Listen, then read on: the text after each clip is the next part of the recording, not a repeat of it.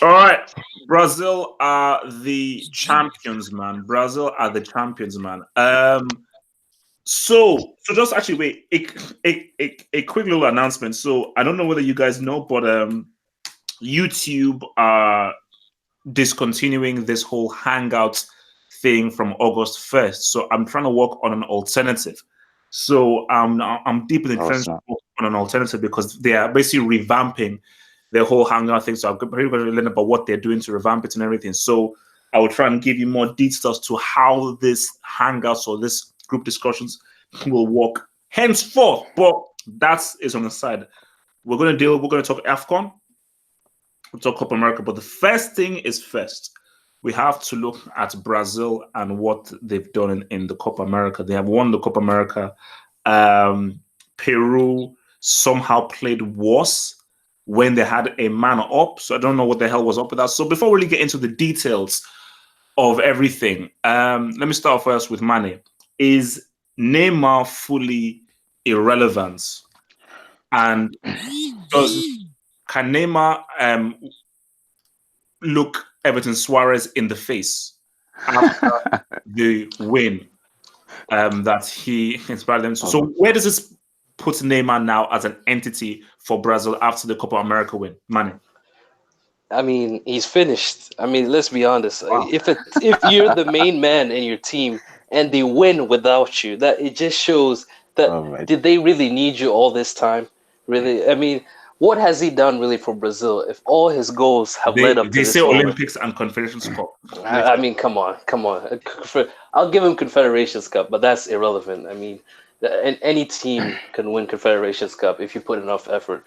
But this just shows that Neymar, he has no excuse. He has no excuse for the previous tournament. He can't be injured all the time and use that as that prevented me from winning. Okay, so for me, I think Gabriel Jesus should be given the number 10 jersey. It's time to transition. It's time to move on. That's because that's the thing about it ridiculous. is that Coutinho shouldn't even sniff that number 10 jersey. That guy's trash. Like that guy's performance. How is he trash today? Wait, that his second half performance today was trash. Don't worry, here you have your time. Don't worry. Coutinho, I just think that guy useless. Jesus, that sending off, guys. Don't blame that sending off. The boy came with a beautiful assist, a beautiful G. I think Jesus and Everton Suarez are now the new faces of Brazil. Neymar right now, he's a side dude. When Neymar comes back to Brazil camp, he has to bow and kiss the feet and kiss the rings of both Everton Suarez and Gabriel Jesus. No. All right, your boy Ahmed, where does this place Neymar after Brazil win the Copa America without him? See, personally, for him, I'm sure it's going to be a big personal blow. But I mean, let's face it, he's still going to start for Brazil, like when he's fit. He's still going to play in World Cup qualifiers. He's still going to play in next Copa America. It doesn't mean that much. He's going to play in the next World Cup, and he's going to have a chance next Copa America, which is in a year, so the teams won't really change that much. So he'll have a chance to bring them a Copa America title, and then the next World Cup, I think Neymar will have to step up to mean anything for his Brazilian legacy. Well, it doesn't keep you actually giving him a go. So before I go to Jujuman, just remember, guys, like the vid. It only takes you a few seconds. If you're on the stream right now, I'm looking at the comments on the stream. Just remember to like the vid. Please like the vid. It only takes you a few seconds. Like that vid. Hit that like button. Jujuman, where does this place your boy Neymar right now after he won the Copa America about? And before you speak, I remember you're the guy who says that we shouldn't be so harsh on Neymar, that Neymar is the greatest, one of the greatest of all time. So Brazil won the Copa America without him. Please tell me where this now puts your boy, your apparent GOAT. It doesn't change anything because look at this. No. Let's look at the Brazil faced Venezuela, Peru, Bolivia, Paraguay, a pretty bad Argentina and Peru. Like they even ranked top 10 in the world. Any of those teams? No. And then Brazil avoided Uruguay. They avoided all the hard games. They didn't play Colombia, didn't play Chile. So I mean, this tournament, I say it was too easy for Brazil. It doesn't even make a difference. I bet even if like Gabriel Jesus or anyone would have gotten injured, they still probably would have won because it's just it feels like the overall quality of the tournament is bad. No. But Jujuman, you have to try and be objective here. The fact of the matter is, Brazil have won a major trophy without Neymar. The Confederations Cup and the Olympics are not major trophies. So how can you say Neymar is relevant? And how can you say Neymar even deserves? Okay, how can you say Neymar deserves to even wear the number 10 jersey after you saw what Everton Flores did at the others Copa America? Please explain this. One reason is he's the best Brazilian player, whether we all like it or not. He's the best. He absolutely is, yeah. And the other thing is with this, I mean, people can glorify this Copa America, but there's no difference between Confederation Cup and its Copa in terms of quality. It's just there was none. Like it's bad when AFCON is the greatest thing going on right now because Copa America just is terrible. Good, yeah, because Copa America has been terrible. Like AFCON is actually better. And that's why it's like this win is cool for Brazil. Maybe it helps them with the healing after the 7-1 defeat. This is probably their road to recovery. But as far as ranking them any higher around the world, I mean, they have to do it in the World Cup. That's where Brazil have to do it because I mean, you face easy teams, but when you come against teams that are better or equal, they always fail. So that's where they need to. Before I move on, so you're telling me that when Neymar comes back to the Brazil team, he should still be seen as the main player, and people should still bow to him as the main player. Is that what you're trying to tell me? Yes, because if Brazil are going to do anything in the World Cup, Neymar has to be there. He's just based on what? Player. Based on what are you saying? Based on he's the best player in Brazil. That doesn't mean Brazil. This is the best player in Brazil. It'll be his third World Cup. Cup In the world. Third World Cup without him winning. Okay, Christ, Neymar, is he still relevant after Brazil won the Copa without him? To be honest, man, like I think he is. Because like Brazil play they play way more direct without him, man. That's the thing. Like when he's there, Double H, he always has to keep the ball, do those flare moves, and it just ruins their tempo. But like Everton Suarez is so like direct, and the way he plays just benefits them because he's direct and he doesn't try to slow down the game with those flares and tricks. But at the same time, man, like I kind of agree with Juju, man, in the sense that the teams they were playing were expect Everton to play this well. Like I thought, because like the first person who told me about him was Hazem, and like I watched him a few times, and in this tournament he was actually good. So I give him a lot of credit, and I think that he should be the starter unless Neymar can like fix his attitude and discipline. And like change the way blasphemy, right? No. If you guys no. Before I go to that here, if you're telling me that after what we just saw, and it's a decision between Neymar and Everton, it's an easy one. Everton, Neymar all day long. Insane. You guys are insane. No, Everton Suarez. Everton Suarez is 20% of Neymar. Yeah. No. Everton. Guys, but how can he be playing? Wait, didn't Neymar play for Brazil in a Copa America? What did he do? Didn't he get sent off or something against a Colombia team? So Neymar has had a Copa America. He didn't lead them to victory. But that does not make Everton better, though. Like this Copa America was quite easy. No, but I mean, Neymar can't just walk into the squad. I'm not saying he's better. No. Everton has achieved more for Brazil than Neymar. That's what the fact. No. That's not true. Okay, that's not true. That's not true. Okay, here, let me come to you right now. So, where does this place Neymar after Brazil won the Copa America without him? For me, as far as importance goes, it doesn't change anything. Neymar is head and shoulders Brazil's best player. If you look at the Copa, wow. Yes. There's nobody actually in that team better than Neymar, and I'm going to explain why. Basically, before this Copa America started, with or without Neymar, did we not all expect Brazil to win it? No. I'm pretty sure we did. No. I'm pretty sure we did. They were among the favorites along with Colombia. And if you look at their group, they had Peru, they had Venezuela, they had Bolivia. After that, they faced Paraguay and Argentina. Granted, it's not the easiest, but for me, it might sound controversial, but the Confederations Cup that Brazil won 6 years ago was much more impressive than winning this Copa America, because in the group that year, they had Italy, they had Japan, they had Mexico. And in the final... Correct me if I'm wrong, but Neymar was influential in that final when they beat Spain 3-0. Bro, also Neymar. Okay, so today you're telling me right now the Confederations Cup is as important as a Copa America. No, not necessarily. People take Copa. wait. No, the Copa, no. That Spanish team takes the Confederations Cup as seriously as a Euros or a World Cup. Is that what you No, they did. Trust me, they did. But I'm not saying the Copa America is worse. I think the Copa America is better. But if you look at Brazil's path to Copa America success this year, you'd expect them to do well. I mean, it's not even the most competitive Copa America, in my opinion, anyway, when you have, like, there hasn't been a lot of teams with full of quality involved, if you ask me. But I don't think it changes anything as far as Neymar is concerned. He will get back in the team. He's still the star player. But it does show that Brazil can win without him. I mean, that's what it shows. Okay. All right. Hazem, where does this place Neymar after the Brazil win? Irrelevant. Okay. Munzaha, where does this place Neymar? Bro, like Brazil winning the bro. America. Bro, let's be honest with ourselves, man. Come on, man. Exactly. Bro. Yeah. Bro, I can hear echoing some, Okay, wait. I think. Hello. All right, let me. Okay, go. Yeah, bro, this tournament is not the same tournament what we used to watch, bro. Like the quality of this tournament, I'm not disrespectful towards a specific tournament. Let me be honest. AFCON, I said, at the start of the tournament, in 2019, AFCON is more competitive than Copa America. I mean, It is, and the level of team they face, bro, it's like, come on, man. Like, okay, the only good team I guess they face is like flipping Paraguay defensively. They was like, organized and everything, bro. And you have to give weight to the defense as well. Look at the Brazilian defense, bro. They're solid as well, bro. Oh yeah, no, very solid. Yeah, man.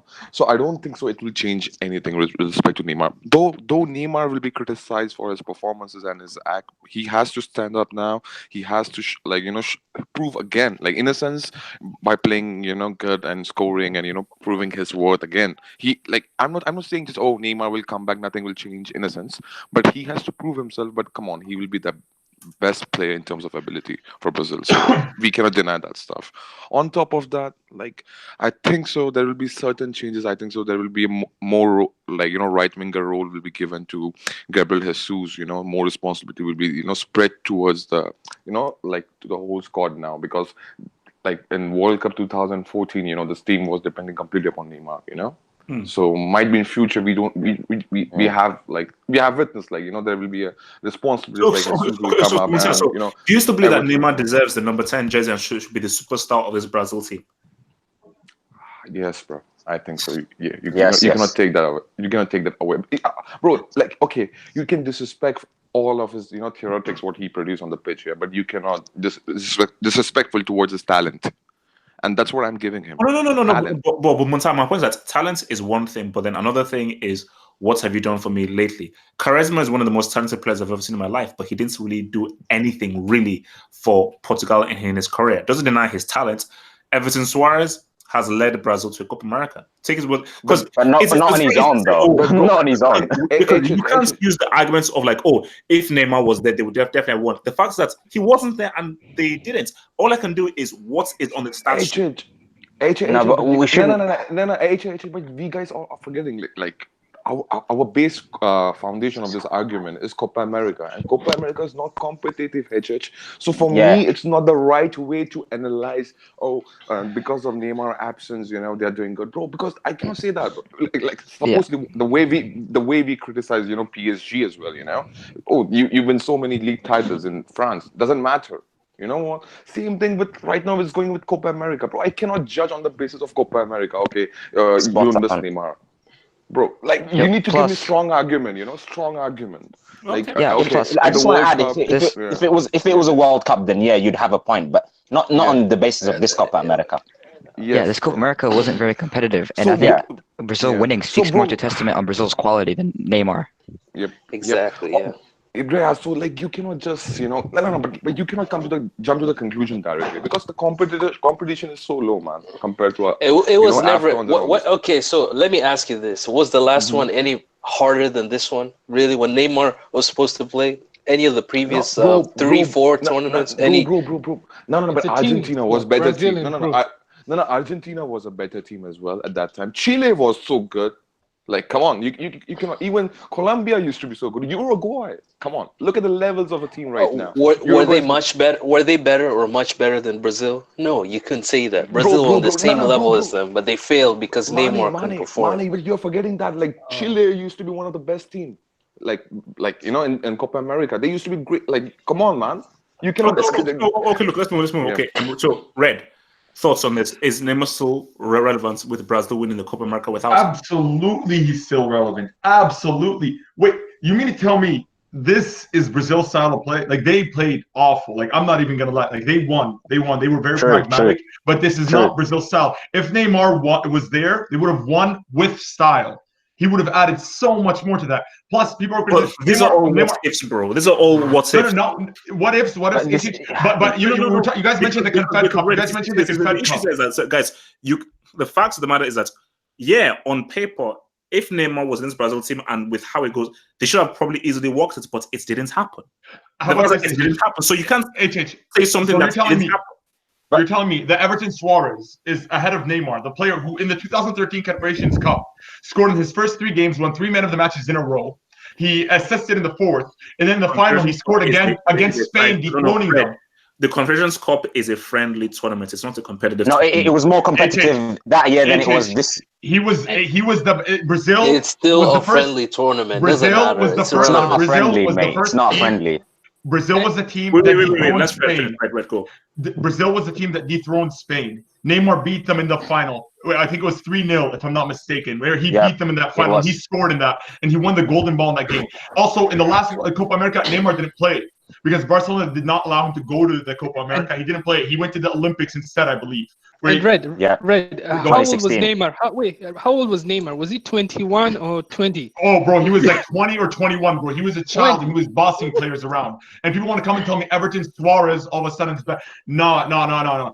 We have to understand that Neymar is injured. I understand now it's cool to hate on Neymar after last year's World Cup, which he also played injured. But he's always injured. If he's on the field, he's not injured. No. But Red, this is what I'm trying to make. I'll give it back to you. See, Red, the point I'm trying to make here is this. Of course, Neymar is a better player than Everton Suarez. Of course, Neymar is Brazil's best player. That is never in dispute. If it was based on talent and ability, of course, Neymar is Brazil's best player, 100%. But talent is one thing and achievement is another thing. But he has achieved a few things with Brazil. Wait. You can't tell me that Neymar has achieved anything major for Brazil. It's not a major achievement. The Olympics. Because he was injured. He was injured. There's a lot of he didn't underperform. Your argument is that no, but bro. So Red. I'll go to Red, Mutar, and then nothing at Red. No, but look, with Neymar, he's never been beaten playing with Brazil. Every time he gets injured, every single time, it's not fair to him because in the 2014 World Cup, people don't understand how bad his injury was. His spine was fractured. Like if it was a bit lower, Neymar wouldn't be walking today. He's fractured his vertebra. Like that is a serious injury. Like I'm surprised he still plays. That's 2014. In 2018, he came back from a 5-month injury. It was from February up until till June. So that was pretty much a 4 or 5. 6 months injury, pretty much. 5-month injury.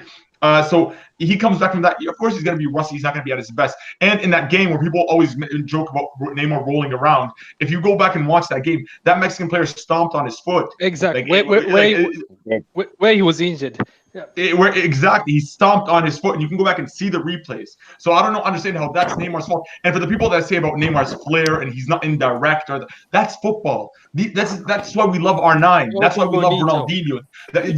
Exactly, Juju. That's what we love football for. It's not it's disrespect. That's street football. That's what we want to see. That's why you love JJ Okocha, because he does that shit. Imagine if JJ was playing in today's game where these players that are just atrocious and they can't play him, so that instead they just decide to kick him and injure him. How is that fair? Wait. But let me just be clear with the points I'm making. I'll get back to Mutan and Nahir. The point I'm trying to make here is very simple. I want the guys in the chat box to also understand where I'm coming from. Neymar is Brazil's most talented player, 100%. I'm not and their best player. Their best player. The point I'm trying to make is this looks bad for Neymar. them winning the Copa America without him. I do want to say one thing because I don't want to make this one thing. Go ahead. It's like, so you come up with like, okay, he's injured, he was this, is that, okay. But I'm a guy that just deals with facts. I don't care about excuses or anything. All I can say is that what are the facts that matter? The facts that matter is Brazil won a Copa America. Something they did not won since 2007 without Neymar. So, and there was a video going out where they interviewed Brazilian fans, and Brazilian fans were asked, "Oh, do you still need Neymar?" They said, "No, we've got clueless. They're clueless. Everton Suarez." So in Brazil, people have a closer affinity and affection for Gabriel Jesus now, and especially for Everton Suarez now. People will actually liken them a lot more to Neymar, which is why this is bad for Neymar, because in Brazil, they don't care about the convergence. Okay, then they care about America and the World Cup. I dare Tite not to take Neymar to the next World Cup. I guarantee you they're not touching that. They're not touching that cup. I dare him to go without Neymar. There's Copa America next year as well. Yeah, so. Let's see if they'll win anything. And that's what I want to mention that they hear is that like Neymar, right now they might be against him, but if he comes back, just like R9 came back from that knee injury, if he comes back and leads them to glory in 2022 or in next year's Copa America, everybody's gonna love Neymar again. But I just a quick thing, because I really want to praise this player, man. Gabriel Jesus, what a player, man. This guy, fantastic, man. I defended it. People kept insulting him. Yeah, they kept insulting that boy. They kept insulting that boy. I always protected that boy. I said, no, this boy is talented. I'm so happy for you did. That's true. I'll vouch for you. He really impressed me on that right side. Better than Mbappe. That's for sure. That's guaranteed best young striker in the world. Not really. But yeah, no, but I just want to say, like, man, Gabriel Jesus, man, this tournament he's turned up clutch, and honestly, he's gained my respect this tournament. Like going forward into the next season, I'm very excited to see him play for Man City, and I'm hoping that like this is going to be the season where he actually comes into his own and he starts to start ahead of Aguero.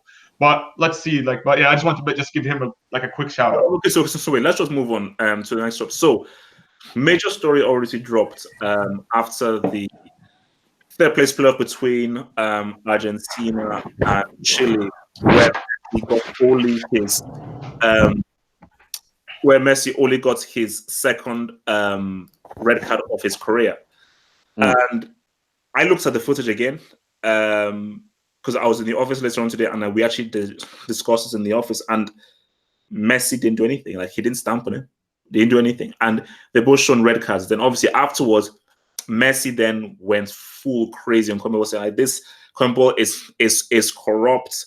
It's pretty much been made to have Brazil win and so forth and everything. And then Conmebol have now reacted by saying that what Messi has said is actually very unprofessional. And now there are now thoughts that they may be like a 1-2 game, but and everything. So I'll start with Manny now. So actually, no, let me go in the reverse now. Let me start with Red. So Red, what are your thoughts on this with regards to should Messi? So basically, so first of all, your thoughts on the red card to both him and Medel. Was that right? Second thing is, was Messi right to criticize Conmebol in that way? Now, here, one, the red card shouldn't have been a red card. I don't see how that's a red card. Wait, so it should have been a red card for both, or not a red card to Messi? Not for none. The referee should have just calmed it down, let them continue play. It's a third place it's a third spot, like third place playoff, so it's not even that important. Just let the players play. Just cool it down. Arturo Vidal is like a connection between the two. He could have been able to stabilize it. Giving the red card just added more controversy to the tournament. I don't see why he would do that. I don't think it's a red card. I've seen players do that all the time, where players don't even get a slap on the wrist. And second, Messi was wrong in the way he criticized the competition publicly. You have a big following. You should be careful about saying that, because there's a lot of repercussions for saying stuff like that. But if I'm being honest, he is right. But I don't agree with him criticizing it, but what he said is true. Like, because Argentina, when I saw Argentina versus Brazil, I saw Dani Alves punch Aguero in the face, drop him to the ground. I saw Otamendi getting literally just punched in the gut. Like, these players were getting beat up on the pitch and nobody was calling it. Like, even for the second goal, Jesus' goal, Firmino's goal, the Jesus run, like, that should have been a foul or a penalty in Argentina's box, if I'm being honest. So, I understand Messi's frustration, especially because people are just waiting to criticize him and say, oh, he's not the GOAT, and he knows that how much he's going to get like just bashing the media Yeah. online. So I do understand why he's frustrated, but I still believe he should have just, you know what, just let it go. Congrats, Brazil. Whatever, we move next year. It's in Argentina. You have another chance to win it. So he is right with what he said, but he's wrong in actually saying it. Like, you should have more respect for the competition, because you have to respect authority to a certain degree. All right. Okay, so before I go to Muntal, so just a few super chats. So from Martin Rosario, $2 super chats. He says Neymar is officially overrated. LOL. And another super chat from your boy Martin Rosario again. Well, thank you. Then he says, was Layesi crying about the refs when UEFA Lona wrongfully beat Chelsea in 2009? Thank you. Thank you. Bro, well, Thank you. you know, you can't have it both ways, your boy Messi. So, Muntal, your thoughts on this? Should they have any red cards for both, and should Messi have insulted them in that way? Bro, to be honest, I think that was a bit harsh, man, with regarding Messi getting red card, But we saw today as well, the Copa America referees, the officiator, like I don't understand what they are giving, because to be honest, the format is so like rough and so physical at times. Then like the normal foul, you don't consider that as a yellow card, but at times, it depends upon the ref as well. But the way he reacted, bro, It was quick. that's it. Very Bro, that was that's an excuse. I can see excuse over there. I can see, bro, he complained about the pitch as well before this, he complained about this. Look. I'm not criticizing Messi. Please don't judge me by my AVI.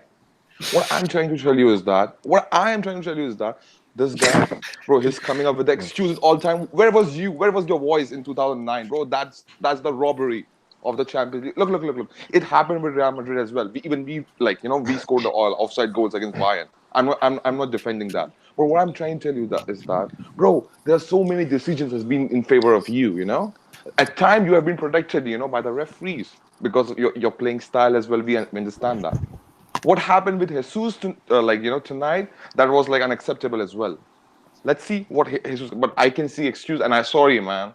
I cannot tolerate that kind of, what it comments, what you're coming with against the competition. You're coming up with the, attacking them. No way, man. This is a rough format. This is how you play, and it depends on the referees as well, bro. So you have to take it, bro. There's so many players, innocent, but they're getting red card. So many of them. So right. yeah, and it's not a big deal as well. So I think so he's making fuss out of it. So yeah, that's it. All right, Hazard, thoughts? Yeah, man. No way. It wasn't a red card to any of them. It should have been 2 yellow cards, and that was the end of it. And I don't agree with people saying that Messi didn't do anything. That's just false. You look at the other camera angle, because there were two camera angles. The second one was shown later, and Messi was the initial guy who shoved him.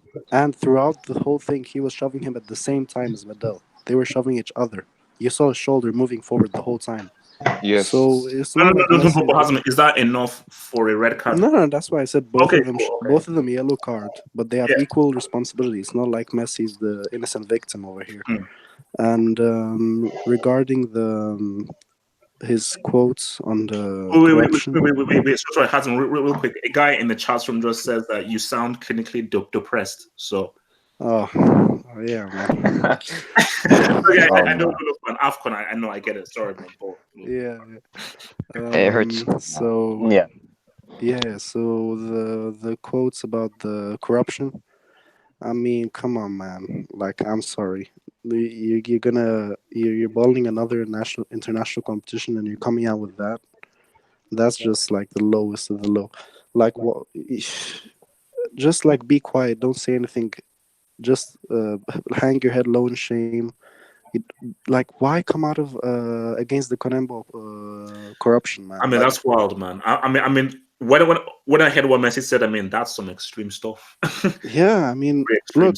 First of all, that's some wild accusations that I don't think there's much grounds for. But although there are some decisions, but I don't think he could really make a case for it. And second of all, he's like. Now he's just making the loss worse. He's making his exit out of the Copa America worse, because now he could be looking to be banned for 2 years. So he just basically ending his international career, which is just stupid. And he should be mature enough. He's acting like a 12-year-old. But it is what it is. Okay. And yeah, that's all. They're here. Thoughts? Yeah, no, I agree with pretty much everything Red said on this topic. As for the incident, I think obviously it wasn't a red card. I mean, I would have just given a yellow card to both of them because it wasn't enough. I mean, the referees we've seen in this Copa America haven't got decisions right, and the use of VAR. As for Messi's comments, I totally agree as well with that because I think they were over the top. I don't think there's a conspiracy against Argentina or favoritism towards Brazil to win it, because we saw today in the final, Gabriel Jesus got sent off. Even the penalty that Peru were awarded, it was sort of like a ball to hand, so it was kind of harsh on Thiago Silva. So I don't agree with what Messi said, and this potential ban, I don't think they're going to go follow through with it now, but it obviously shows that the pressure of winning an international trophy is getting to Messi now. I mean, he realizes that there's a lot of attention now surrounding his, expectations, to win something for Argentina. And you guys know well that I've defended Messi like for a long time, and I still believe that he's the best player of all time. But that's obviously subjective. But as for the comments, I don't agree with those because obviously he seems like, because it hasn't gone his way, all of a sudden he can throw a tantrum and say whatever he feels like. And Conmebol were actually right, releasing a statement and condoning this because... Oh, no, they have to. Yeah, you have to, because obviously he's not right on this matter. And I think this is obviously now going to jeopardize, his participation for next year if they decide to take further action. I don't think they will, but he has to be careful with these sort of allegations, So now this one gets dicey because it's been hosted in Argentina. Are you not Messi from a Copa America hosted in Argentina? Yeah. I think emotionally, I understand where he's coming from. Emotionally, because of the Brazil-Argentina game, he probably felt Argentina should have had at least one penalty or two. But in the grand scheme of things, I don't think there's anything, wrong with, there's no corruption, in other words. No. Okay, Christ. Honestly, man, I think he has a point, but like I said, if we want to talk about that, man, then we could say that in 2009, Barcelona, they robbed Chelsea, and in that case, then Messi shouldn't allowed to take the Champions League medal that he received because they clearly robbed Chelsea. I mean, I think he was just angry at the moment. It's normal, it happens. But I just feel like that's not a good enough excuse for his performances throughout the tournament. I mean, against Brazil, he was good in my opinion. Like, he was good against Brazil. He was linking up. He was creating chances. He hit the post. But in the whole tournament, he was just bad, man. I just think he's just angry. So he's trying to, kind of cover it up in a way. That Barcelona, when he plays for Barcelona, they've gotten many calls. Like against Liverpool, when he actually punched Fabinho for the free kick that they received, and he scored it. But if you know what I mean, like you can't have it both ways, man. That's my point. Okay. Pretty much what Muntaha said. Like you can't have it both ways. But yeah.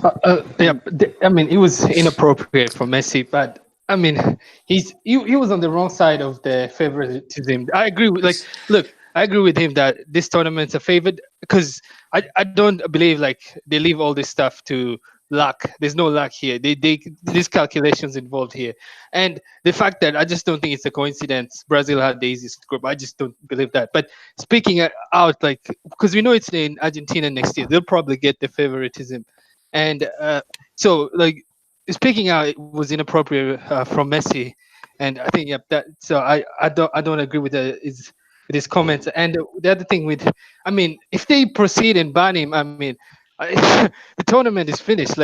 Who else are they? We only watch Brazil, and the quality is already bad. Banning another player, I had just give him one game ban and that's it. Not even one. Just fine him. That's simple. But it's Messi. There's exceptions you have to make. It's not like any other player. Okay. So that's it. We definitely have to. We have to definitely talk about the Copa America and its quality ball a bit later on. Ahmed. Well, I didn't. To be honest, I didn't watch the third place game because I was busy getting my heart broken by Egypt. But anyway, I don't think that was a red card for Messi. It was ridiculous, and I think the referees might be sniffing something in Copa America because the refereeing is inconsistent. It's not good, Poor. and I don't. And for Messi, I definitely think he should not go out and say what he said because that's unprofessional. Yeah, he needs to have some self-respect. He's a grown man. He has a kid. He needs to respect himself and respect Conmebol, respect Copa America, and respect Argentina, and not do stuff like what he did because that's disgraceful and it's honestly shameful. And they should punish him with something because if another player did it, I'm sure he'd be punished. And Messi is no different than any other player. Yeah, that's fast. No. He will be punished. It's just what kind of punishments are they going to give him? That's the key thing. Mane.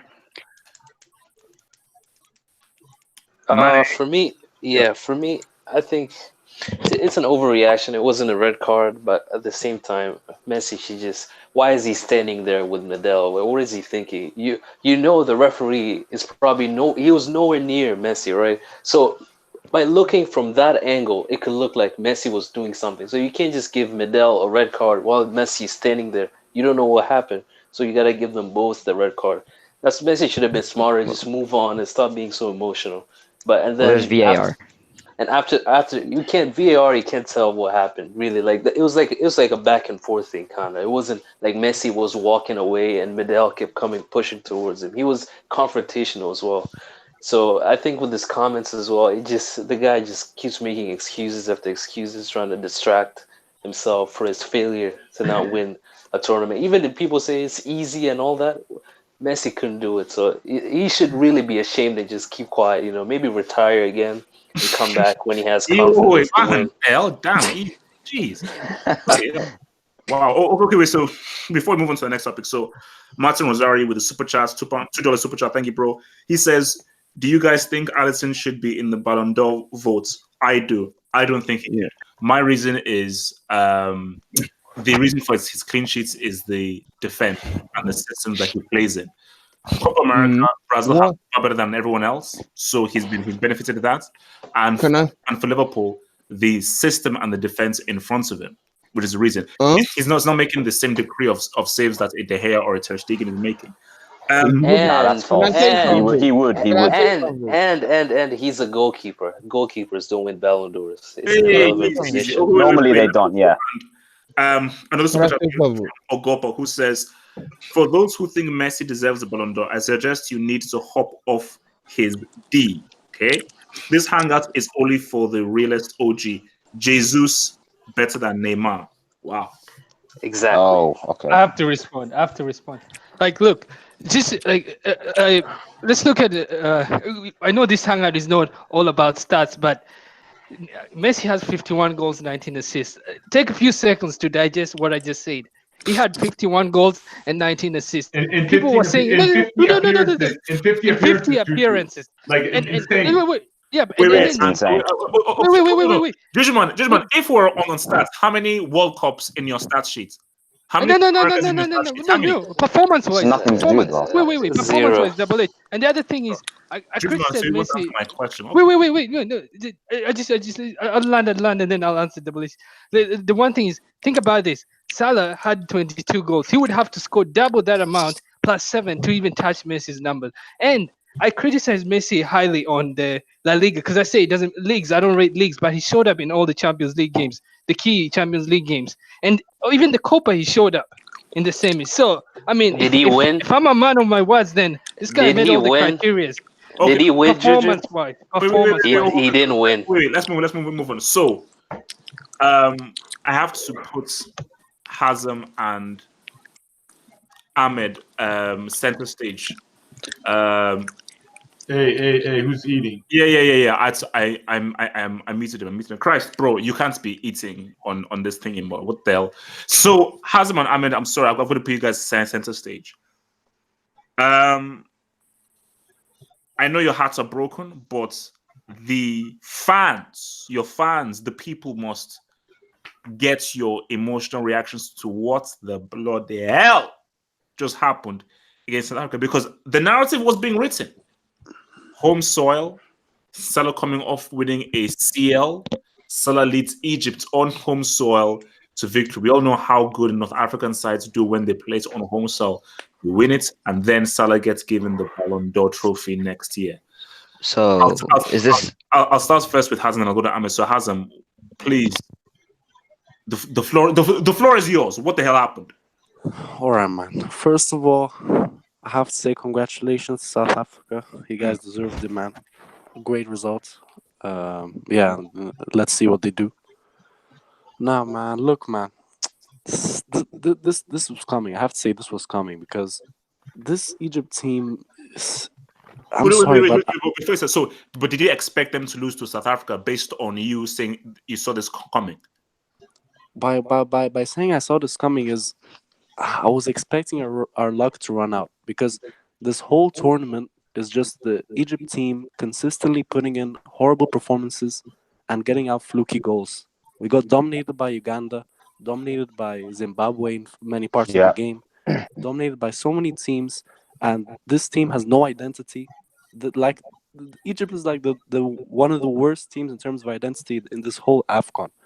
I don't even know what's the plan. Like there's no chemistry, and the team is just not playing together. And I knew this was eventually going to happen. I know I was just hoping that the fans would be enough to take them through, but even the fans couldn't help it.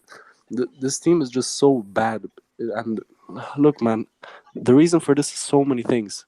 The Egyptian Federation consistently hiring these foreign nobody coaches. That should have had a local coach. Should have gotten a local. Yes, I'm sorry, man, but for Egypt national team, it never works to hire these foreign coaches. Bradley was horrible, losing 6-0 to Ghana. What's his name? Cooper, horrible again. Yeah. Although he did get us some results, but I'm sorry, it wasn't good enough. And now this Aguirre, I'm sorry, man, he's a coach with hardly any resume. We just picked him up because he's foreign and he's Mexican, and he has no identity, no personality, nothing. So when we had the Egyptian coach Hassan Shahata, we won three AFCONs in a row, in the golden generation. And I'm sorry, but these performances right now, oh my goodness, it's horrible. And the federation needs to step down. They did, thank goodness. The president resigned, the vice president resigned, and the coach was fired. And as for the match, oh my god, it was a disgrace. It was just basically we were just absorbing so many attacks from South Africa. No defensive plan. Salah was trying to create something. He created 2 chances. Trezeguet missed open goal. And then all of a sudden, the fucking what's his name? Sorry for swearing. Suleiman. The coach brings on the woman offender. The guy who was banned for what's it called? Harassing a woman. All of a sudden, he's coming on as a substitute. Wow. This coach has no personality. He's bringing these guys on at the crucial moments in the game, and oh my god! And the goal conceded was horrible. Freaking no defense. One defender was remaining.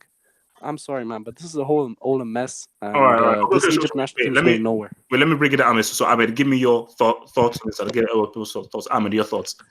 Okay, well, I have a lot to say about the rest of AFCON too, but we'll start with Egypt now.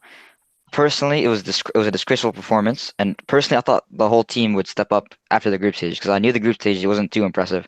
I thought Mohsen would step up. I thought Trezeguet would step up. I thought El Neni would step up.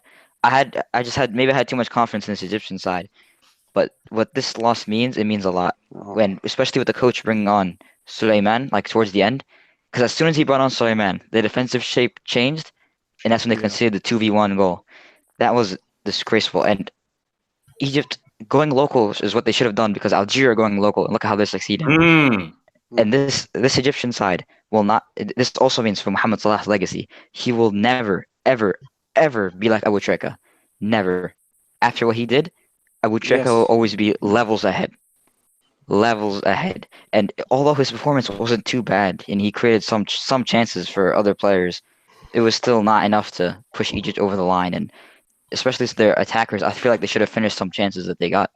Okay. They did have chances. Can I just say something to Ahmed about the local thing? Because the thing is with local, we can't really go to local because the league is really in a horrible state since that the massacre and the revolution that happened. The league has been in a horrible state where we're not able to get good talents from the league. I'm sorry, but so we have to just depend on these foreign average players like El Nini, who's getting 0 minutes, and all of a sudden he's starting games. Are you serious, El Nini? Yeah, he can't even run across the pitch. Like, I know the league isn't the same. Yeah, especially after what happened in what had happened was, I mean, yeah, you're right about them not having that many options, and also I think the goalkeeper put up a good performance. I think that should be mentioned. Al Shanawi, he made a lot. He made a good amount of saves. Okay, so let's not switch things. Just looking at the AFCON as a whole. So let me start first with Mane. Mane, do you think your namesake can win this Nations Cup? So who do you see as the strongest team that you think can go all the way in the Nations Cup from all the teams that you've seen? Because I know who I think is going to win this damn thing, but Mane, you give me your thoughts. For me, the strongest team, well, they have an easy route. They basically have to beat Ghana, and they're into the final. But for me, the one, it's going to be Ivory Coast or Algeria for me. That's the one that's going to win. I don't agree with Ivory Coast, though. I think you're smoking. I think it's just, from what I've seen of all these games, Nigeria has terrible defense. Madagascar, all these teams are really terrible defensively, maybe unless other than Senegal. So if you have as many of big, see, Ivory Coast have Zaha, Wilfred Bony, Serge Die, and Pepe. So if you have all those big names, if they get the chances, they're pretty much going to score. And the same thing is for Algeria as well. They have Mahrez. For me, Algeria really has played the best out of all those teams. They seem more confident 100%. without making any mistakes, really. They seem like they gel together and they have more understanding. So I would put Algeria first. Then I would put Ivory Coast. Let me see. And then Senegal third. And then, I don't know, the other person, Ghana fourth, I would put. Damn. I don't see Nigeria, even if Nigeria wins. I would put Nigeria ahead of Ghana, though. Well, Ghana on the other side of the bracket, so they only have to face. Bro, like Senegal. I don't even know whether Ghana. I don't even know whether they live in beats. What's it called? Is it Mali? They're playing. Tunisia, yeah. Like that's even going to be tricky. But okay, so before I go to Juju man, so quick super chat. So Martin Rosario said that Juju really said he showed up in Copa. Laugh my ass off. And Young One. So let me So Young War Super Chat says that if Red Card Percy wins Ballon d'Or this year and Cristiano didn't win it last year, Conmebol ain't the only corrupt organization. Ooh, okay. So Juju man, thoughts on AFCON? Who do you think is going to go all the way and win it? All right. Before I start, 2 comments. First of all, Messi showed up squad semi-finals, and second of all, shame on you for calling Cristiano. He's not even supposed to be mentioned. He's not top 10 right now. So AFCON. Yep, he shouldn't be in the convo. Cocaine is one hell of a drug. No. I don't. Wait, AFCON. With AFCON. Okay, look. AFCON. Let's look AFCON. AFCON. Yeah. With AFCON, I mean, it's now obvious who like the main Algeria main favorites. Yeah. But my final is, I've now decided my final is Senegal against Algeria, and no, it's not. That's my final on Madagascar. People are on that island. They're terrible. They're very bad. They won't get there. Yeah, they're not that good because what's it called? DRC Congo had a lot of chances, and I mean in that extra time I watched, Congo could have won because they played the better game. So this Madagascar, I think they have an easy team. I guess who are they? I think they're facing an easy team, but I don't see they're not winning. When they face Senegal, it's game over. It's game over. They're facing Ghana, so they'll be out. They'll be out. And what's it called? And the player that I've been most impressed in this entire tournament is what's it called? The number 9 striker for Algeria, Bilal or something. Belaili. Yep, Belaili. Thank you. I think he's the one that has made a name for himself in this tournament. Yeah, and that's it. And Ben Nasser. Okay. Christ, thoughts? Honestly, man, this Copa America has been very surprising. AFCON. I mean, sorry. This AFCON has been really surprising, man. Like, the last time I was in the Hangout, I thought Morocco would win it, to be honest. So they kind of disappointed me. So right now I don't know what to expect, but watching today's games and yesterday's games, I think right now Algeria and Senegal are the favorites, with Nigeria being in the mix because Nigeria is playing well right now. But if I had to pick a team right now, I think Algeria. They're on form, and I didn't expect them to be this good. I'm really impressed right now, man. But I wouldn't be surprised if like Madagascar surprised people, or Ghana even. But yeah, that's my opinions and thoughts on it, man.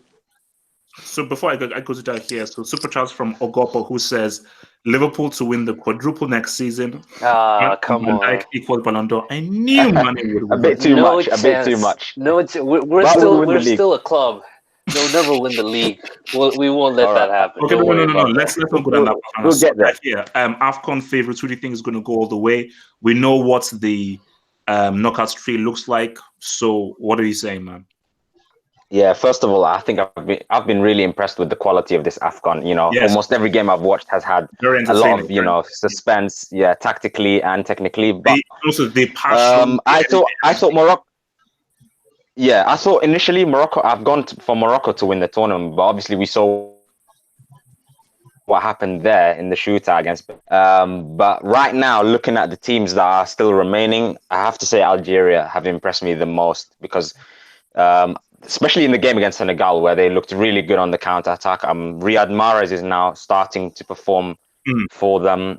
Even Unas, who plays for Napoli, has 3 goals in the tournament so far, which is really good.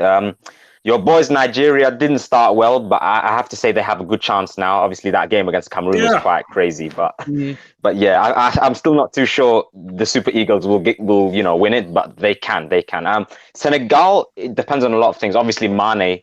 Will have to carry them pretty much, but I still think Senegal are somewhat disjointed in most areas. You know, they make a lot of mistakes. The midfield balance also needs to be right. You know, yeah. He's just not good enough. You know, you saw the difference when they played Sa in the third game. But yeah, I think overall I have to say Algeria are gonna win it, but. There's been a lot of surprises in this tournament, and it's just really hard to predict overall. But also another team that has been disappointing for me, but not surprising, is Egypt, because we obviously discussed how poor they have been, you know. But I think Tunisia is a team people are sleeping on. Their ass. In my opinion, Tunisia. I mean, they didn't win a game in the group. They're going to beat Ghana. You know what? They have a chance. I wouldn't say Ghana are like full-on favorites to win that game, but I would still go for Ghana. I would still go for Ghana overall. Okay, all right. Munzaha, thoughts? AFCON. Bro, like just now Ahmed said me, like before the hangouts, like there is a chance, you know, Algeria versus Nigeria can happen in semi-final. So that's okay. So because the winner is come from there. From that yes. It's between Algeria and Nigeria, man. That's the game, you know, will decide who's going to win this AFCON. I don't think so. Tunisia, then what do you call Ivory Coast or Ghana is going Senegal? To win. Sorry, man. Nah. Like for me, Senegal is low scoring team in this competition, and they have been, for me, like the way Algeria overcame against them, and Mane single-handed, I don't think so it's happening for Senegal. It's not clicking for Senegal. So let me be honest, bro. Like if you see some of the players Nigeria has, and now they are getting, you know, actually this is the best way for Nigeria as well, you know, to play. You know, start poorly, and you know, so like people don't have expectation. Yeah. Just slowly grow, slow grind, slow grow. Yeah. So exactly. So you don't have expectation, and like there is no pressure as well. And Samuel Chukwueze can see something happening, bro. And Algeria is like dangerous. So I think so. Out of the two, I think so. Yeah, man. So Algeria or Nigeria, they can. Okay. Razak, thoughts? Who's going to win this AFCON? Red, thoughts? Who's going to win this AFCON? I pretty much agree with Christ here. Algeria, like I think Algeria they've been the most consistent team. I do understand that sometimes in tournaments there you do have some slow starting teams that sort of pop up out of nowhere, but in recent history that hasn't really happened aside from Portugal. So I think I'm going to go with my gut feeling. I think Algeria, man, I think they're going to be. This is theirs. This year's theirs. Also, so you're going with Algeria. Yeah. Look, so before I go to my next topic, let me just say because people are saying in the classroom. I have nothing against Messi. Nothing at all whatsoever against Messi. Let me repeat myself. Messi, in my opinion, is the greatest club football player of all time. And I will stand by that. Thank you. There will be any player who will be more consistent or have a greater impact on the club game than Messi. I just feel he's been an international flop. So take that with what you will. Greatest club football player of all time hasn't done it internationally. Simple as that. And we go through there. Okay, HH. I have things to say about AFCON because it's booked. So I'm going to so Ahmed then has them about the AFCON. So Ahmed first. AFCON thoughts. Who do you think? Okay, I have trouble predicting Algeria. I don't know. I feel like Sadio Mane is going to show up for Senegal against Algeria in a final, and Senegal would win. But I think we need to induct Ziyech for what he did with Morocco. He needs to be buried. That miss, I forgot to mention that actually. It's not just that. He missed chances in extra time, bro. Morocco, they dominated the game and couldn't win. They broke me. That game broke me. Okay, Hazem. Who and win this AFCON, man? Who are you running with? I'm just so disappointed that the two favorites are on the same side of the bracket, Nigeria and Algeria, because I wanted to see them in the final. So unfortunately, I think they're gonna meet in the semifinal. So who do you think the final is gonna be? What do you think the final will be? Knowing how the tree is. I really wanted Nigeria to reach it, but I just think Algeria is gonna be too much for them. So I'm gonna go with Algeria, Senegal, a repeat, and yeah, that's gonna be a great final. Me too. And that'll be a big final, man. Look, man, for Algeria, wow, like yes, they haven't won it since 1990, and I think they beat us in the 1990 final. And they have some really good players coming up. Like those guys look really impressive. Like this is like, see, the thing about this is I remember I think one of you guys said, look, you don't want to start too well early because it's like people you then put a mark on your back. But they're the only team I've seen where they look like a team where everything is gelling. They're playing full in rhythm. Like Nigeria, it happens in bits. Senegal in bits. Ivory Coast haven't impressed me at all. Madagascar, you can never sleep on them. So really, the only thing that looks like this is like a team that is flowing is this Algerian team. So, and I want to give a from the shout first out to game. two up and coming players from that team, and they are Atal, the fullback, who's like really good. And Ben Nasser, who obviously he's been the player of the tournament, and I'm happy Milan signed him. Thank goodness. Former Arsenal player. Former Arsenal player. Former Arsenal. Yeah, Arsenal let him go. And the funny thing is, sorry for interrupting. The funny thing is, he would be their best midfielder. Yeah, he would. Ben Nasser is absolutely baller. Like I think he's similar to Verratti type of player, and he's really showing up in this midfield and with dribbles completed and defensively. I think he's a great short midfielder. That can really be the center. I also wanted to mention they don't even have Bentaleb and Faisal Ghulam in the squad, and they're still sort of performing at those levels.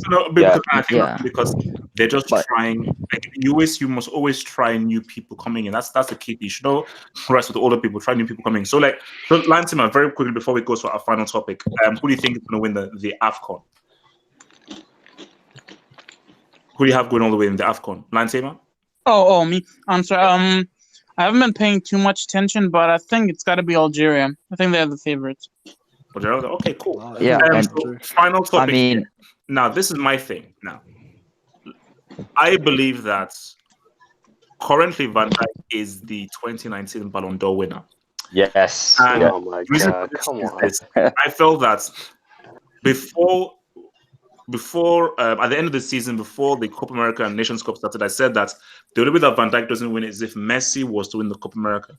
If Messi won the Copa America, I agree. That story would have been far too good. He would have been easy winning. If Salah won the Nations Cup, he's more marketable. His brand is bigger. That would have been so much. As Judgman says, the Egyptian icon. So, but right now, and for me, I don't think Cristiano has his case. I believe Bernardo Silva deserves to be on the podium ahead of flipping Cristiano, personally. Yeah. So Me too. my thing is that the only person I feel that can displace Van Dijk is Mane.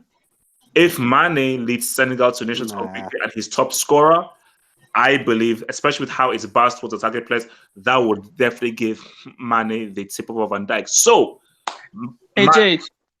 I'm sorry. Go on. Okay. So wait.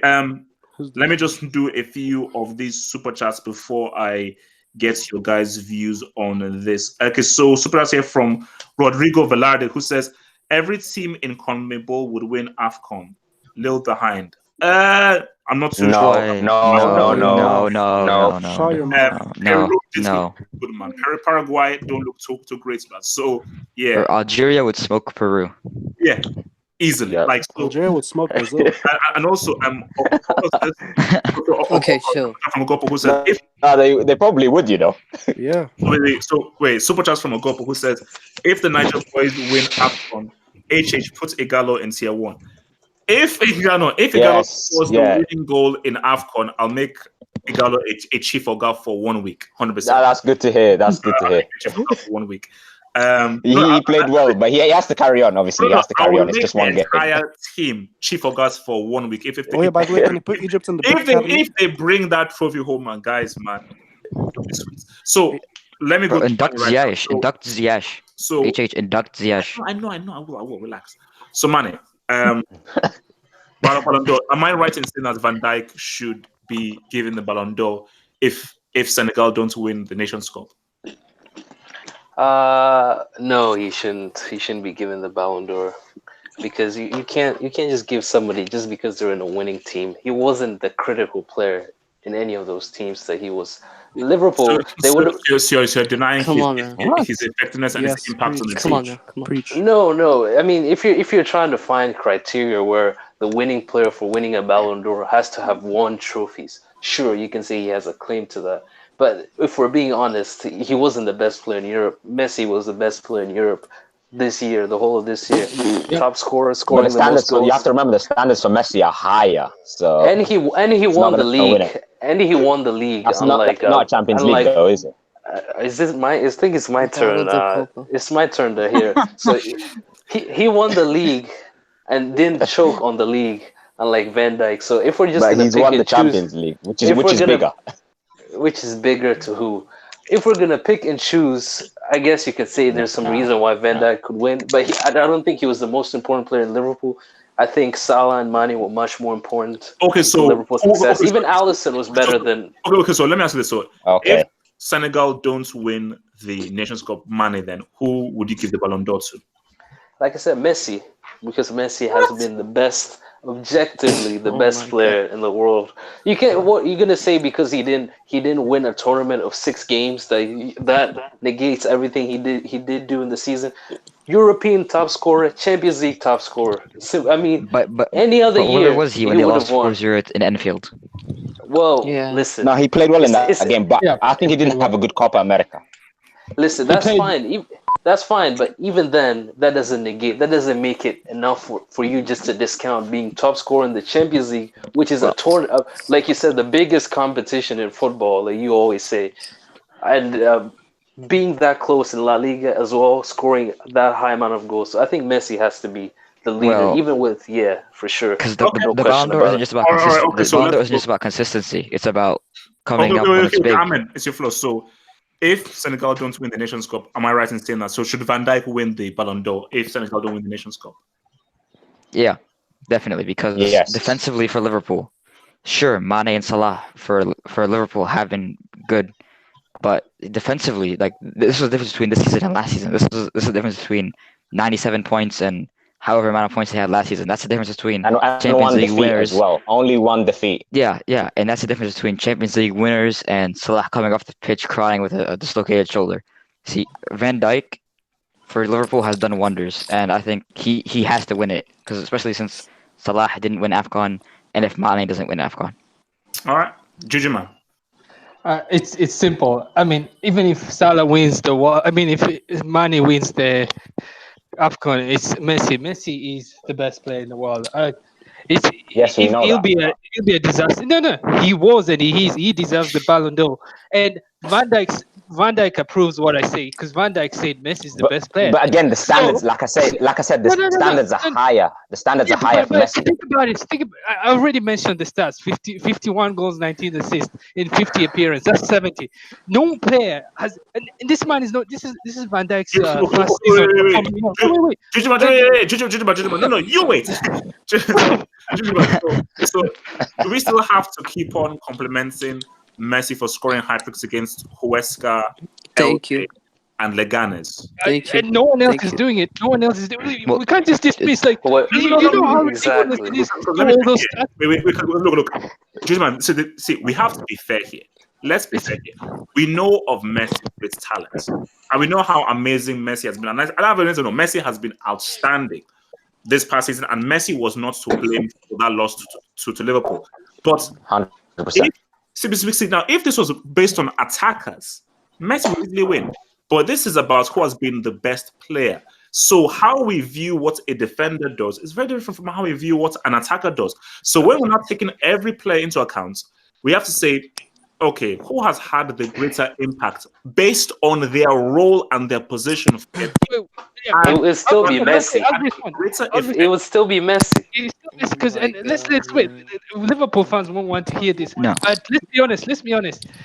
City had a better season than Liverpool, considering City were playing for 4 tournaments and Liverpool only played for 2 games. Exactly. Thank you. Let him talk. Let him finish. Think about it.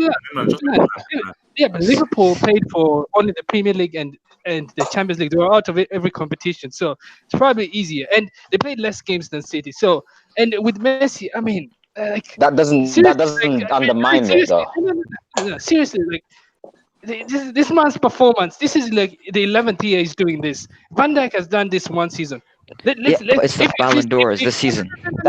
No, you have to understand they play in different positions. The criteria is different. Yeah, I know it's different positions that here, but like we can't just rob Messi because we're sick. We're sick that he's winning. He'll like his numbers. Like nah, it wouldn't be robbing. If Van Dijk wins it, it wouldn't be robbing him. Wait. I'm gonna move on. But Jujima, do you know how bad the optics will be if, let's say, you have a Van Dijk, Mane, and Messi on the podium? Wait. Understand. And do you know how bad the optics would be if Messi was to win the Ballon d'Or, but he's looking at a man who won the Champions League? And all Messi can say is that all I won was the La Liga. You didn't even win El Rey. Only one was a La Liga title where no Copa, no Champions League. Right, listen. Wait. Okay, go on. Here's my response. First of all, I don't put Mane top 3. I have another top 3, number 3. Yeah, me too. I'll conclude that. And with the Champions League, I mean, we have seen a couple of times where, like 2014, like everyone thought a player from Germany would win the World Cup, would win the Ballon d'Or, but like Liverpool, it was a team effort. This was just like Messi's performance is ridiculous. And with the top 3 before I end, the top 3, I have Messi, Van Dijk, and Mbappe. As crazy as I think Mbappe does top 3. What? Name me. I just want to tell everyone. Wait, okay, gentlemen, finish your points, and then I'm going to Christ. Just finish your point. All right. Name me 21 or 20-year-old who's scoring 33 goals in the top flight in Europe, and then I'll say Mbappe doesn't deserve. It's impressive. I know his age doesn't matter. It's not about being young. It's about the player's impact. Okay, Christ. Should Van Dijk win the Ballon d'Or? Who is your top 3 for Ballon d'Or? Who should win the Ballon d'Or? All right, man. To start off, for me, I think Messi should. Whoa! What the hell? That is shocking. Wait.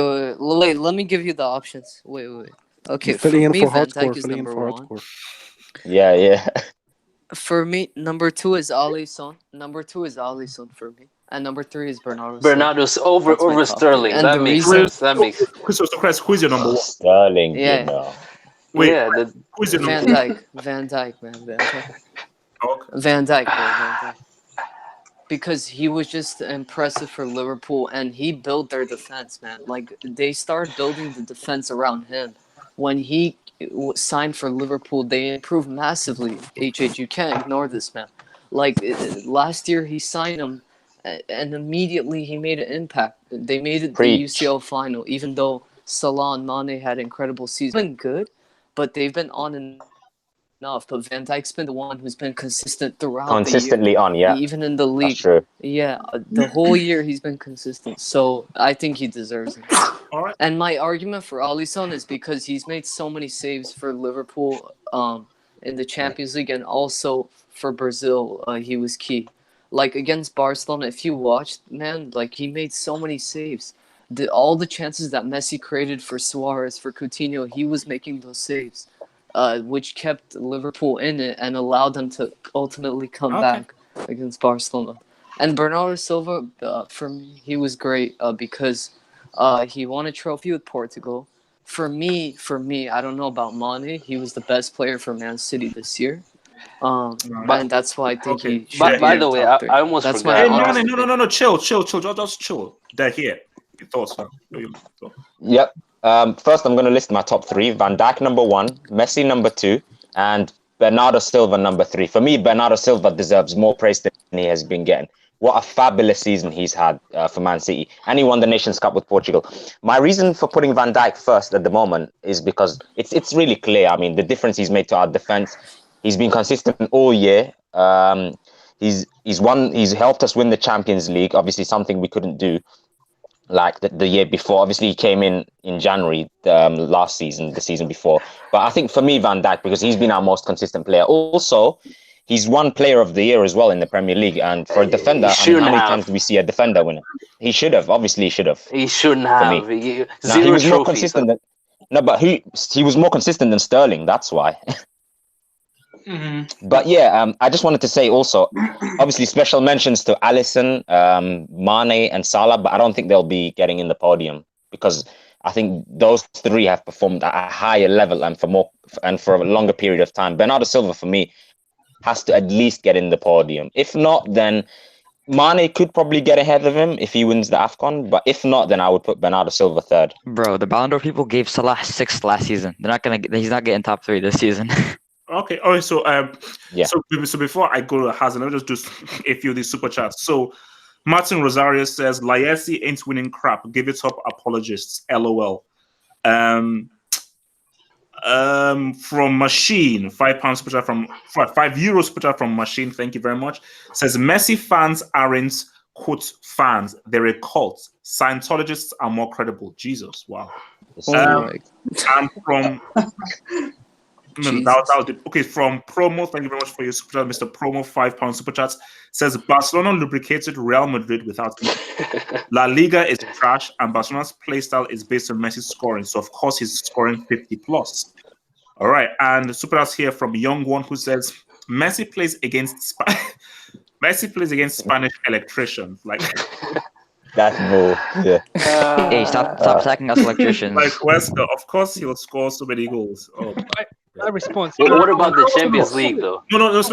Before can we please stop insulting farmers, electricians, and carpenters? Do you know how key those roles are in life? Trust me. Exactly. Everyone got to put respect in those professionals. Everyone needs an electrician. So please, let's use something else with regards to insulting leagues. Please, thank you. Their jobs will be done by robots soon, so nobody cares about them. Unlikely.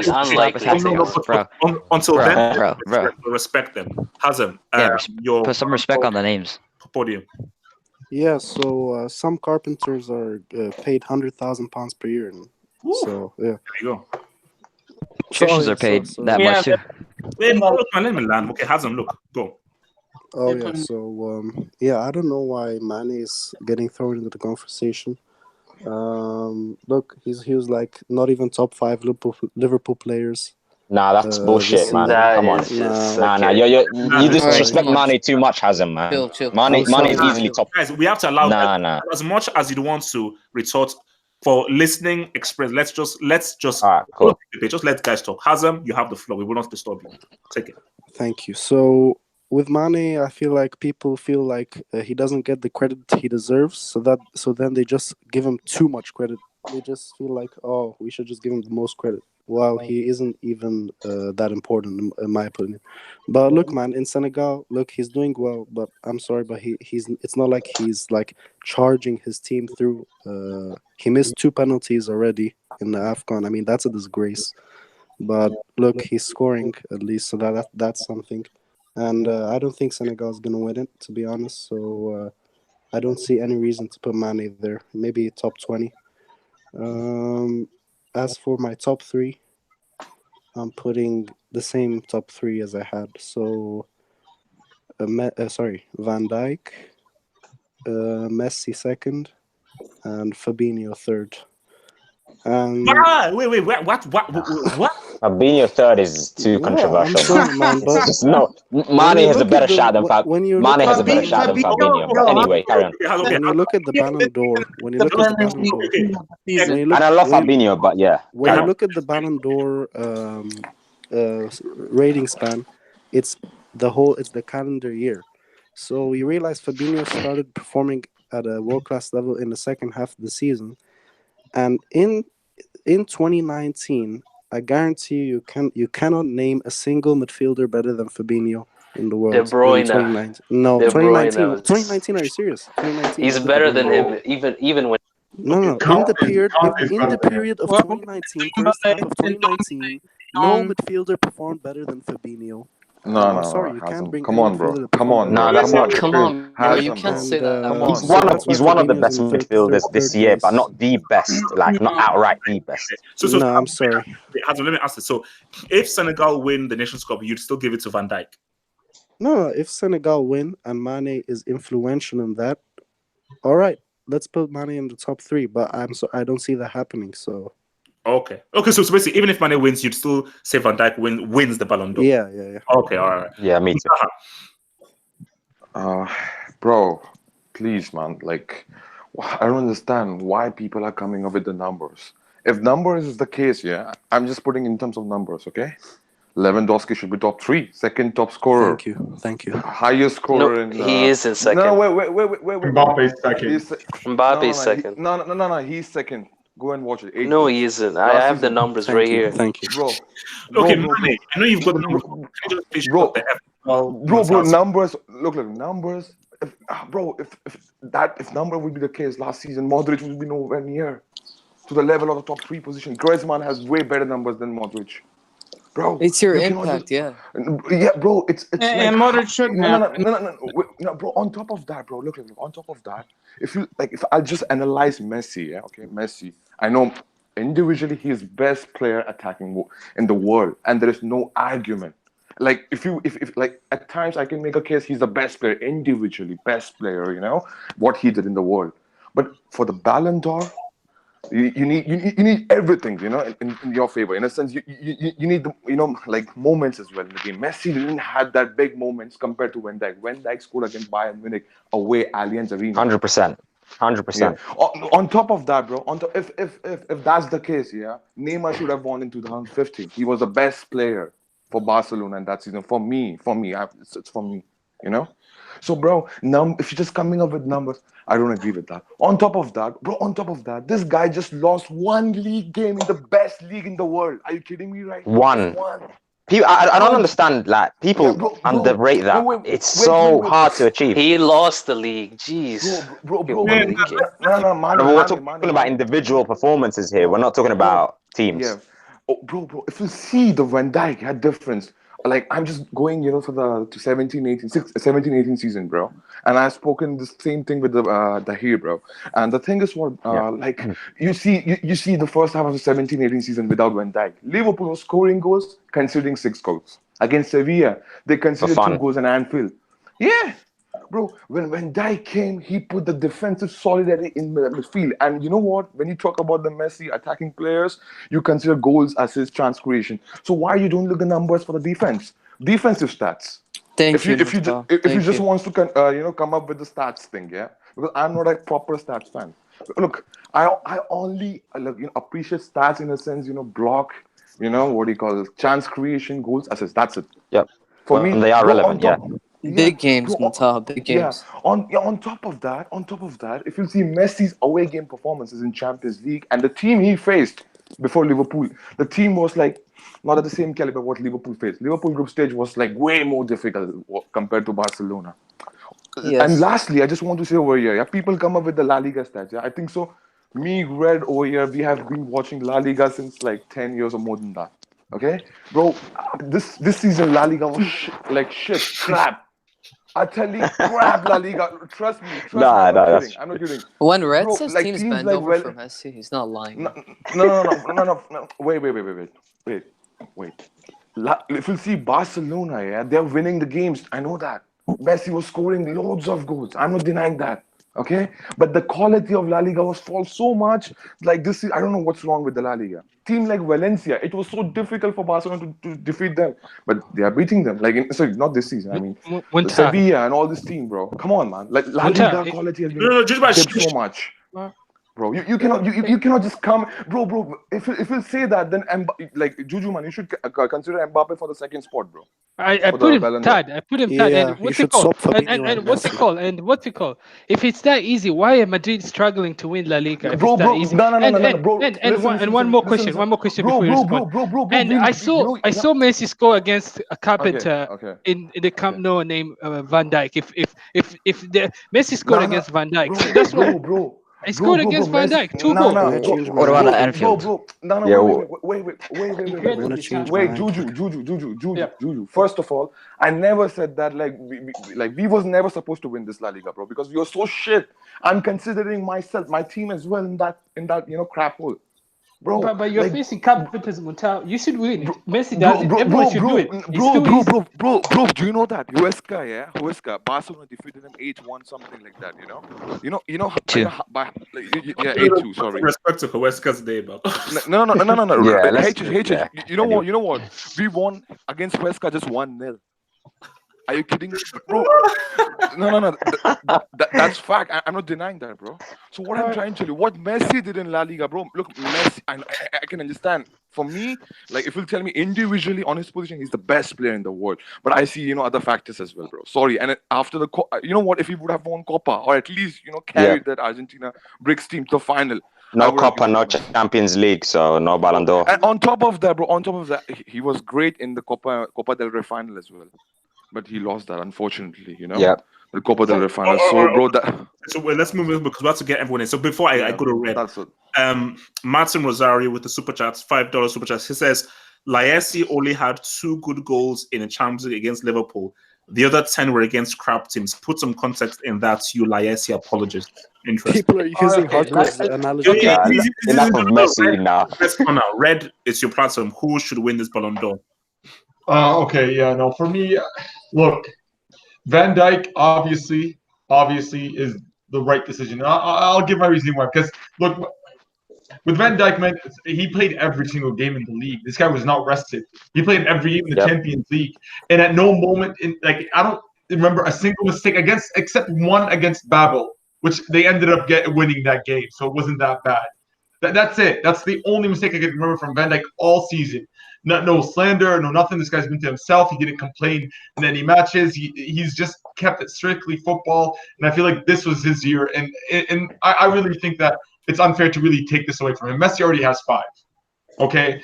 And then he has a point when he says Messi has different set of standards. But with that being said, the amount of disrespect on Messi's name, this guy easily, if he wins it, it's not a controversial decision. No, not at all. Oh my god. Yeah, he scored not at all. Guys, please put this. No.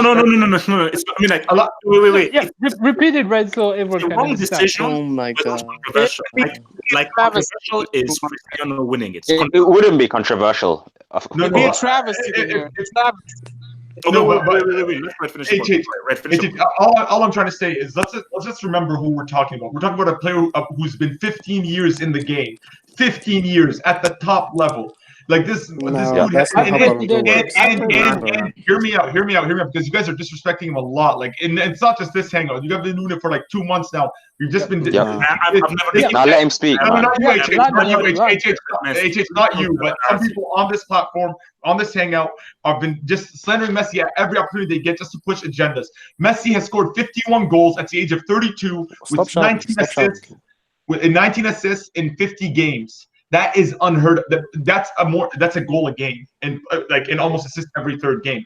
Those stats are not just numbers. That's consistency. That's performance. You're talking about influence on a team. If the amount of influence that Van Dijk had on his team, I guarantee you Messi has had double on Barca. You take Messi out of that Barca team, La Liga would literally, the points would be you win the league at 72 points. And this is not the first time Messi's doing it. He's been doing it since he was 20. Red, you love defending players, man. Guys, chill. Before I go to Lansam, let me just clear things up, because I think that people seem to be getting a few things. Now, let me just clear things again, because I want to respond to people in the chat group. If Messi was to win this Ballon d'Or, I don't think it would be the right decision. But in no way is it controversial. No way. If I no way. Like, man, Van Dijk should have won. But as I said, what Messi had, arguably, a strong argument can be said that this has probably been Messi's best season, based on how much he's had to do, can I say how something? much he's contributed goals-wise, assists. Easy, man, let me land. And just how much he's had to carry as an individual in what has been, Coutinho has been trash. The Cannibal has been garbage. So what he's been able to do and how he's been able to carry a team has been crazy. And anybody that blames Messi for that loss in the second leg, you're a flipping moron. Cannibal had a one-on-one in the second half and he screwed it up. Coutinho did nothing. So there's only so much one man can do. Remember, this ain't basketball. This is for football. So it is much harder for an individual to have an effect, attacking or defensive-wise, than it is for a player in basketball. So what Messi arguably is greater than what anything has done. So let me just put that clear there. Wait, one time, let me just give it to Lansima, then I'll come back to you. So Lansima, who should win the Ballon d'Or? Yeah. So first of all, Juju, it's a stretch to call Uber Eats League One a top flight league. He said Mbappe should win it. It's not 20 years old. 20 years old. Yeah, Uber Eats, bro. Secondly, isn't it a bit like this whole Ballon d'Or talk? Isn't it a bit premature? Like we're only in July. Yes. So what if Van Dijk, just putting it out there, what if Van Dijk breaks it up from July or from August till January? Yes. Wait. He won't. Wait, Lansman, let me respond. Yes. Okay, let me respond to you. Because again, it's very good that you brought this up, because this was what happened to Ribery in 2013. Ribery was winning it, but in, I think it was October or November, was the playoffs for the Euros. And that's where Cristiano scored in the first leg and scored a hat-trick in the second leg against Sweden. And that's just what gave it to him. Yeah, that's a commander. The commander gave it to him. Then I'll let you finish. Even if Van Dijk, let's say, makes a mistake after mistake, I still feel that if you're being fair, that's what. So that's August, September, October, November, December. Really, November? No, not really December. Whereas January, February, March, April, May, June, July. So you're gonna take 4 months over 7 months of good work. Surely it's fair to take 7 months of good work over. You take the whole year. So so for me that would be responsible. But let me finish your point. Yeah, true. I mean, no trophies are won before January other than Serie A. So I get. Oh my god. As far as Alisson goes, he himself, I read it online, he himself ruled himself out of the race. He said, I'm just a keeper. He's honest, But if it was to go to a goalkeeper, he would be leading by a landslide. If the goalkeeper should have won it, it should have been Neuer in the year that they won the World Cup. And you can't give it to Alisson. You can't give it to Alisson. I'm sorry. He's a good keeper. He's not. You should give it to Szczesny. The best in the BPL. He's not even the best. No, he is. He is the best in the PPL. Who's better? Than him. Szczesny was I'm sorry. So we're just gonna forget the 5 insane seasons the hair had just because he put. No, we're talking about last season, mate. We're talking about right now. No, but as of right now, he still isn't the best. He had the best season. Oh, okay. And he is the best. Here, relax. Yeah. Anyways, Stop the season. Lance, give me your top 3. All right, okay. I'll give you your 3. I give you Van Dijk. I give you Ronaldo. What? Because Oh my god. Okay. He has an argument. He has an argument. Let's hear his arguments. Don't disturb. Let's hear his argument. At the right page, what argument does Messi have that Ronaldo doesn't? At the right page, Exactly. Thank you. You won the Nations League. What the hell? Bro. He wasn't even the best player in If you Syria. talk about With the hat trick in the Tamer, semi. bro. Let him finish. Let's hear it. if you talk about moments in the Champions League, Messi scored a hat trick at the Nou Camp, which was very, like that game Liverpool should have probably won, by the way. Ronaldo scored a hat trick against the most robust defense in all of Europe against Atletico. He went to unlike Messi, who can only hack it at Barcelona. He went to Juventus. What happened against Ajax? He scored in both legs. Just saying, like, If Allegri wasn't so pragmatic. Nah. For me, Cristiano shouldn't be in the convo. Shouldn't be in the convo. Won the Nations League. That's the equivalent of winning. He shouldn't be in the convo for the Ballon d'Or this year. Wait. Then Messi shouldn't either. Bro. No,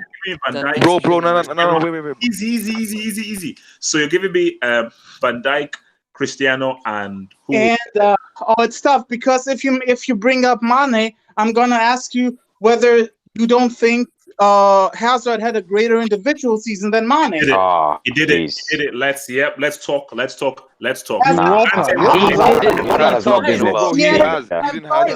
had a greater individual. Hazard has no business being here. No, he didn't. Not that here, man. Come on, bro. Hazard. Because bro, come on. I'm gonna get too biased. I'm not gonna include him, but I'm gonna include Sterling. So my top 3 is Sterling, and Dijk. Worst top 3. I agree with that one. I agree. Worst top 3 ever. AJ, I was going to say one thing over here. Wait. Before any reactions, let me just read the super chat. Okay, chill. Let me just go to the super chats, then I will let you guys respond. So, Martin Rosario, thank you for the $5 super chat. He said, someone explains to Red there's a difference between slander and actual critique. Laietti is the one showing his flops regardless of his stats padding. Yet again. Thank you. Okay. AJ, may I respond to that real quick? No. I'm missing. Young one $2 super chat says, real question is who is winning the women's Ballon d'Or? I would say it has to be. Let's speak about the World Cup. Alex I haven't been. Morgan. Chill. Okay, so Alex Morgan. all right, no. Look. Not Morgan. She hasn't been that good. Let me say this about Cristiano, and then let's. It's the one with the pink hair. Because I forgot her name. Rapino. No. Let me talk. So my thing about Cristiano is this. I feel that because it's very funny what Slime Tamer did there, because I took Cristiano out of the conversation because whatever you do in the Syria is irrelevant because it's a one-team league. You only really performed in the Nations League semi, and you didn't give me enough in that CL to get to a final. But let's look at what he did do. It is at the end of the day, first season at Juventus at this age, crazy amounts of goals. First season at Juventus in a new team, new system. Yep. One of the moments of the season was a hat trick against one of the most defensively astute teams in the world. Away from at home. Still, when they were 2-0 down. And for Ajax, he scored in the first leg and in the second leg. But I still believe that despite that, it's a great shout. It still isn't enough for me to put him ahead of Bernardo Silva. Or Fabinho. No. Ahead of Messi. No, Fabinho for sure. No way. Okay, but Bro, just one more thing. Ronaldo won the league, won the Nations Cup or the Nations League. Messi's only in the conversation because for the longest time, you can't dispute Messi being. One thing. For the longest time, and he ended up with one La Liga, and that's it. No Copa. No. Performance-wise, Messi easily deserves to be there. No, hear me out. That's it. Wait. Let's just hear Red. Red, go for it. Red. No, I just wanted to add Tamer's point. Ronaldo also in the Super Cup, he won it for Juve, where Messi, Dembele won it for him. So just a quick thing there. So I don't know, Ronaldo. I forgot about Ronaldo, but Ronaldo could have a shout, guys. Like, let's not act as if he can't make the top three in the Ballon He can make the top three for sure, but I don't think he can win it. I disagree. Ronaldo, like, first of all, the guy is 35 years old. He's finished. We're not. He had like no. That is a very ageist comment. Thanks, no. Your curse What's it called? Think about this. There is absolutely no way that guy will be like. Can you imagine if I'm not trying to be ageist or something, but can you imagine a 35-year-old being the best player in the world? The sport is finished. Can I comment after Judgment? And with I'll let you. And what's it called? And with Ronaldo, I mean. He's not that good anymore. Like, we just have to come to terms. And comparing him to Messi is just, I mean, yeah, we shouldn't compare Messi the two right now, honestly. I don't know what Messi needs to do. Score 200 goals to win a Ballon d'Or, like 50. There's no contest between the two. There's no contest. Can I say something? I got that here. Chill. Let me get rid of this. Machine says, €5 super chats from Machine, who says, what was Messi's big moment? Punching Fabinho? And ask Red how long Cristiano Ronaldo has been playing at the top level since he's so impressed with Messi's longevity. So, Red. First of all, just let me get this out of the way, just so people. I personally, in the greatness conversation or in the GOAT conversation, I rank Ronaldo ahead of Messi. But it changes from time to time depending on what each other. They keep outdoing each other. So for that, right now, as of 2019, I personally have Ronaldo ahead of Messi. In my personal opinion, because yes, Messi has done it for 15 years or 14 years. Ronaldo has done it for 16 years, and Ronaldo is far from finished right now. If he starts off next season very well, let's say he clicks quickly with Sarri and this new Juve team, then definitely he can be in the Ballon d'Or conversation. But as of right now, I'm sorry. Messi's individual stats, guys. Messi's individual stats. You guys can't I'm sorry, 70 goal contributions in a league. Yes. You're right. That's insane. That's crazy. And top scorer. You're right. Top scorer in La Liga. Top scorer in Europe. Like, come on, guys. Like, this is like it's not like we're just praising Messi for no reason. He's done Can I go? Look, first of all, this is the problem with the numbers, bro. Like, this is the problem. I hate you. Always numbers, numbers create the issues, man. Look, again, I'm saying to you, man, this season, of course, Messi's way better than Ronaldo, man. Sorry, man, you cannot compare Ronaldo with Messi. Not even close. Yeah. Not even close. Ask a question. No. Yeah, go ahead. So if you want to include Ronaldo in the conversation, why are we then not including Szczesny? Because he's been better than Ronaldo. Bro. No. Let's compare the Szczesny's moment and Ronaldo's moment for Juventus. Don't entertain it. No. On top of that, no. Ronaldo has a better moment than Szczesny. You cannot even. Now the only keeper that has a shout is Alisson. Let's be fair here. Szczesny was the best keeper in the league, and he saved many times in the So you're putting him ahead of Alisson. Of course, you're trolling, man. Bro, but you cannot put ahead of Ronaldo, bro. Compared to Ronaldo's contribution, Juventus is way higher than Szczesny. Ronaldo wasn't even top scorer. I'm not talking about Szczesny. Who need top Szczesny, please, come on, man. That's got to be a joke. It's not a joke. Szczesny is the best keeper in Europe. On top, red. My thing is. Look. The problem is right now. No. The problem is like the way, people are criticizing Messi because his standard, he created himself that high. What you can do in that? The way we criticize Ronaldo, the way we criticize, at times, R9 as well. Back in those days, bro. Like, you might remember, bro, because the standards. I have a question for everyone.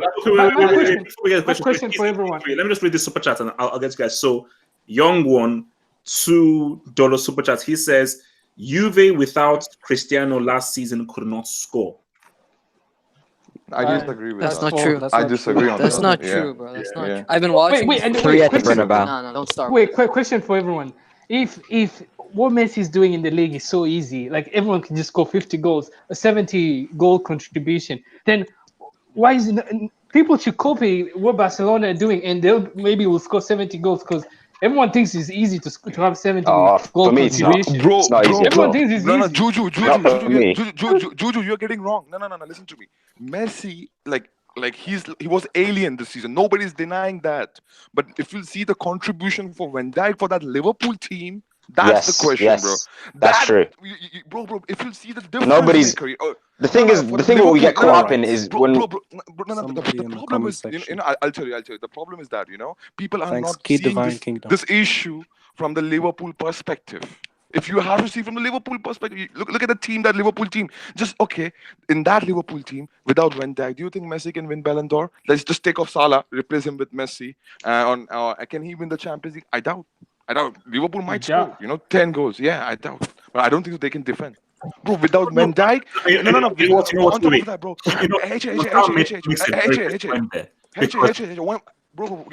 just give me more 5 seconds, yeah. And Van Dijk, discipline and his the captaincy, and he it allows Matip, Robertson, to defend well, bro. Like he's a leader, bro. Come on. The funny thing is, yep. I'm glad Ballon d'Or is not decided in July, as someone said. By December, let's wait. I guarantee you, Messi will have at least 10 goals. We won't have this discussion. He'll have another 10 goals. No. But if 80 is not enough for a year, I don't know. Even if Messi scores like 30 goals from August, Van Dijk's going to be ahead of him, man. Yes. Because 30 goals against Huesca. So Madrid are not doing it. Or 30 goals becomes a group game. That makes you no. So wait. Let me read the super chat. Chill. So super chats here from Martin Rosario. $5 super chat. Okay, where the hell did they go? He says, Red puts Laes's goals in context. Look who he scored against, bro. His only impressive showing was against Liverpool in the first leg. So that's I don't know. Like the thing is, I don't know. Does Messi have to? Does he pick his opposition? The fact of the matter is, he's still showing up and scoring those goals. Like he's still doing it. Like how it's not easy to score goals. That's why before Messi and Ronaldo, 25 goal a season striker, that's considered abnormal. Nowadays, you have a player who's scoring 51, and people think, oh, he needs to do more. He needs to score in this match and this match. I understand if you think Messi should win the Ballon d'Or. It's like Van Dijk clearly has an argument, because I personally I put Van Dijk ahead of Messi in this year's voting is because Van Dijk respect to you for that. 97 points, bro. 97 points in the league. So another super chat here from Ogopo, who I think is a Liverpool fan. He says, we need Drifty in here. That here is getting bullied. What? No, not really. People are ganging up on you. Bro, to hear, man, you need to calm down. This is what it is. I will hope you guys next week, where we will hopefully be celebrating a Nigerian victory over South Africa. If not, then the Hangouts will be. Neymar over Ronaldinho. I highly doubt it. Neymar over Ronaldinho. Remember? Why are we not talking about Chesney? Red. No, but hasn't. Red. No, wait. I just want to. Red. You're making me sad. Have you watched Chesney this season? I do. But are you really telling me Chesney is a contender to win a Ballon d'Or this year? No, I'm ready right now. I'm ready right now. Neymar, Ronaldinho. Red, we will have this debate sometime this week, because that is sacred. Don't worry. Neymar, Ronaldinho will have this debate sometime this week. Guys, it's been Israel. I'll see you guys